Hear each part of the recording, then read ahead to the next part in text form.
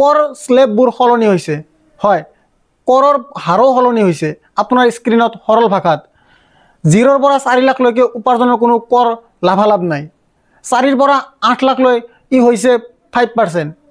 8ৰ পৰা 12 লাখলৈকে 10%, 16ৰ পৰা 20 লাখলৈকে 20% আৰু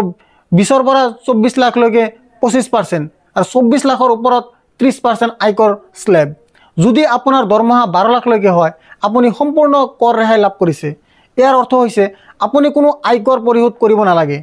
ইয়াৰ অৰ্থ কি সেই বিষয়ে আপোনাৰ মনত এটা প্ৰশ্ন থাকিব পাৰে হেহে এই গুৰুত্বপূৰ্ণ ঘোষণাটোৰ সন্দৰ্ভত মই মোৰ মতামত আপোনালোকক কওঁ মই কোৱা প্ৰতিটো শব্দৰ প্ৰতি মনোযোগ দিব আটাইতকৈ গুৰুত্বপূৰ্ণ কথাটো হ'ল 12 লাখলৈকে উপাৰ্জনৰ ওপৰত কোনো আয়কৰ নাই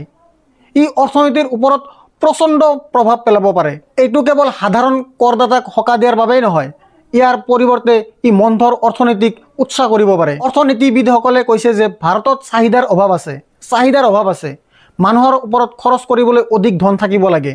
ই উৎপাদন বৃদ্ধি কৰিব আৰু অৰ্থনীতি উন্নত কৰিব